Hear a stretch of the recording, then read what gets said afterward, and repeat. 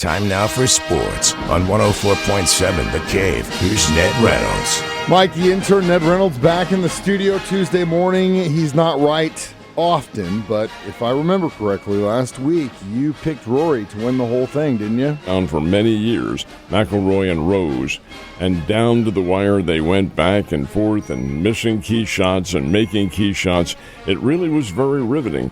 When it was all over, though, first hole of the playoff, it was Rory McIlroy who had just a magnificent iron shot to the hole.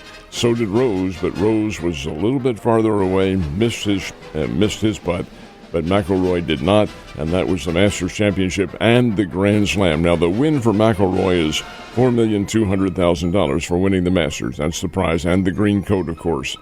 And the prestige of winning probably the top of the Grand Slam events. That's probably the most renowned of all of them.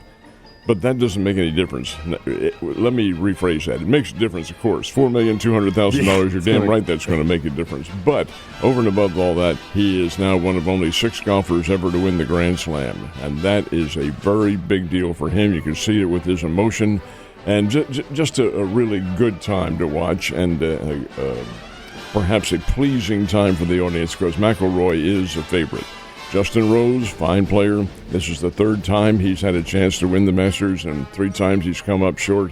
His time will come somewhere along the line. Just like you said last week, it's Rory's due, and it'll be his turn next, or at least down the line, hopefully.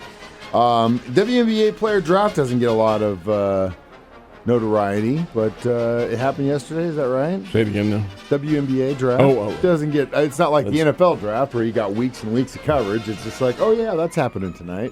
WNBA draft is a very big deal, of course, for the ladies, and it just governs completely women's basketball in the country. Who was the first round pick? No surprise. Paige Beckers from the University of Connecticut. They are the 12-time national championships. They won their 12th under Beckers, and they did so last week. She's an outstanding player. She is a generational player. Something along the lines of Caitlin Clark as well. Clark may be a better offensive player than Beckers. Beckers pretty good. But nonetheless, they are both individuals who will try to spur the WNBA into a level of understanding. Not that it doesn't have it already, but I'm going to give you a little example here, Mike, and I find this to be very interesting. Beckers signed, and this is the rule in the WNBA to help save money, signed a 3-year contract for $350,000. Not $350 million, $350,000. Her first year salary with the Dallas Wings will be $79,000. That's $79,000, folks, not $79 million. That's what they make in women's basketball.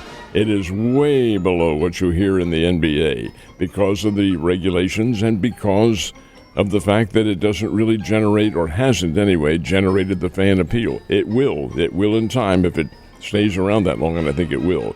But that's the kind of money they make. However, in Becker's case, she'll far, far surpass that with the advertising she does and all the ancillary rights that come along with it. She'll do well, but that's the starting salary, $79,000. Well, and again, it definitely, the model follows the money as far as TV and all that stuff, but this is what the men made decades ago. I mean, it wasn't crazy to say, oh, this guy's getting drafted, he's making $80K a year, which, now, obviously, because there's so much more money involved in TV rights and stuff, that's where it comes from. Back when I was a kid, they not only played basketball, they all had other jobs. Yeah, I know. I mean, I tell a story about Lynn Dawson, like going to practice at Memorial, literally throwing his pads off, cutting the night stuff on the sideline, driving downtown Kansas City, cutting the thing on film, being on the 10 o'clock news that night. That's, just you guys were built a lot different than they are today, that's for sure.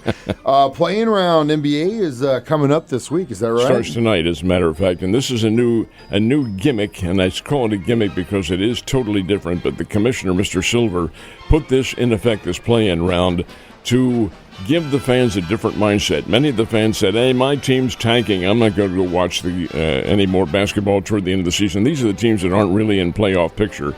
And he wants them to be in that playoff picture and wants them to have some understanding. So they have the play-in round. All the teams that are in the playoffs that qualify are seeded 1 through 10. 7 through 10 are into the play-in round. Okay, what is the play-in round? 7 plays 8. Whoever wins that one, the loser gets to play again. 9 plays 10.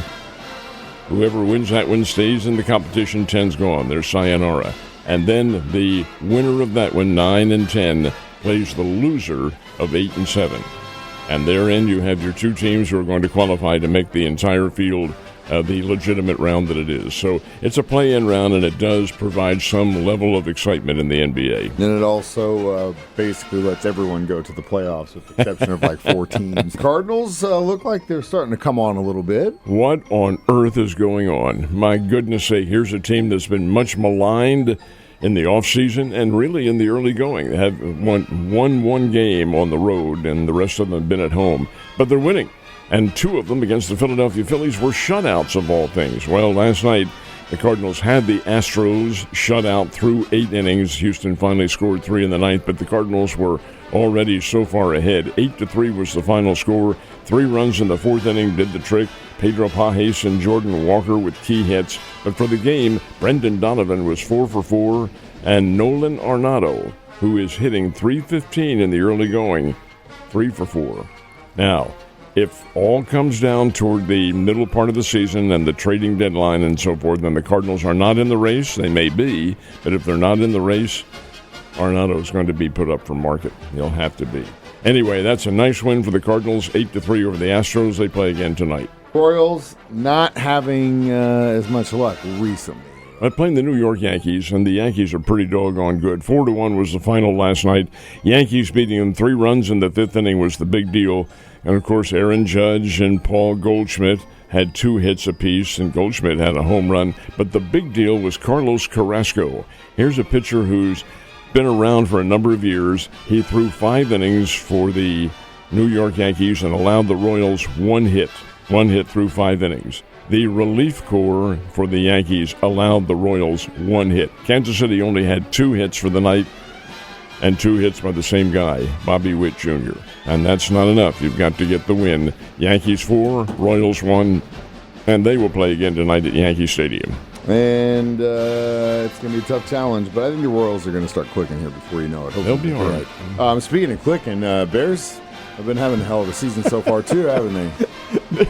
They're all offense. My goodness sake. They won a game Sunday, Mike, against Valparaiso, 25-7. That's final score, folks. Bears 25, Valparaiso 7. That's not football. It was a baseball game, and the Missouri State Bears can hit that ball all over the lot. Now, unfortunately, the pitching staff also allows the competition to score quite a bit. Well, tonight, it's a big one. It's not a conference game. It's a midweek game, but who are the Bears playing? How about Mizzou? They play them up in Columbia. This is the first of 2 games. Missouri comes down here a little bit later on this spring. Should be a very good game. Mizzou is not having the year they thought they would. The Bears thought that they would be a whole lot better than this, but you have to think that at this time of the year that ball's going to be rocketing around in Columbia, and we'll find out tonight when the Bears play the Missouri Tigers. Ned, you have a wonderful day, and I will see you mañana.